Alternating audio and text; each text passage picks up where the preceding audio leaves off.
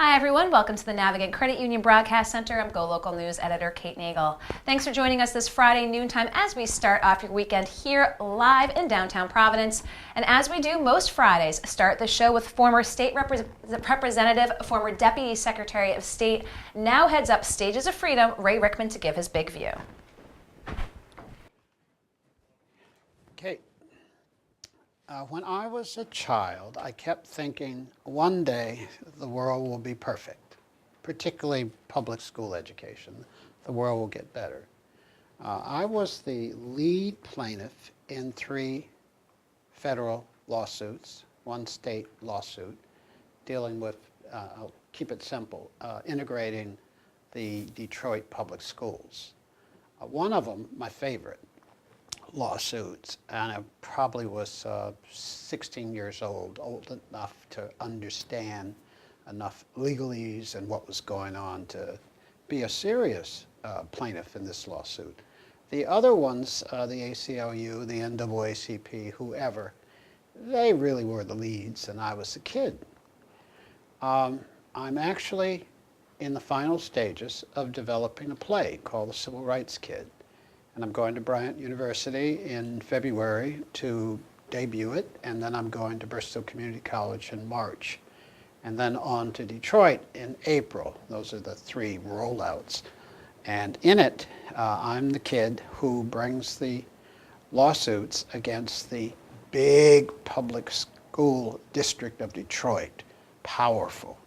And again, with my ACLU lawyers, it was really great stuff. We won every single case. So this is 50 years ago plus, and you'd think this all would be resolved.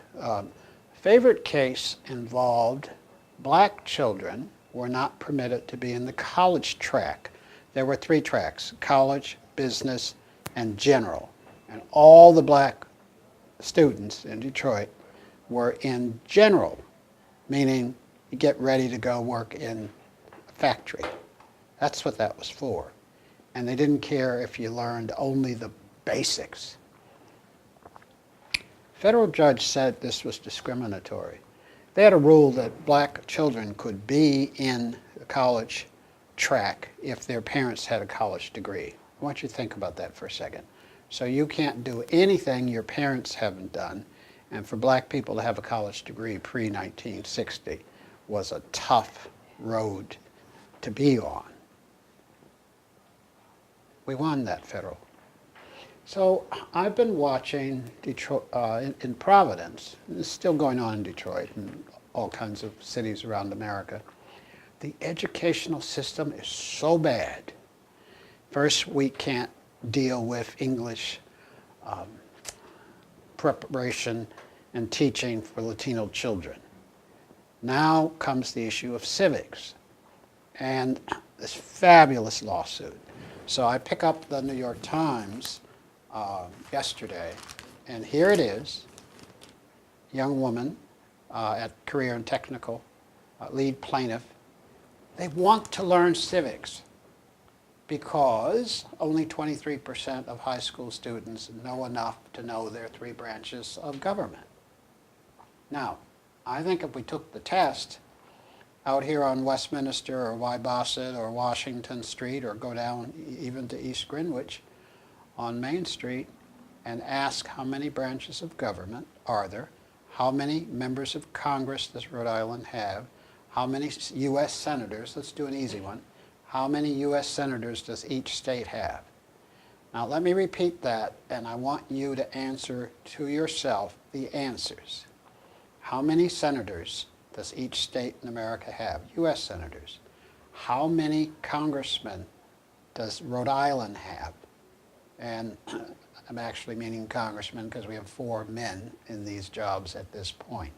Maybe one day it'll change. Are you with me? This fabulous lawsuit. I wish Ms. Cook well in the world. Any way that I can help, I'm willing. But I'd like you, take that little test, and then I'd like you to ask the governor of Rhode Island, what is she willing to do to put this in place and not fight it in a federal court? That's all. That's my big idea for the week. Ask the governor to, instead of using any of our state resources, any of her energy to fight this in any way, do the opposite.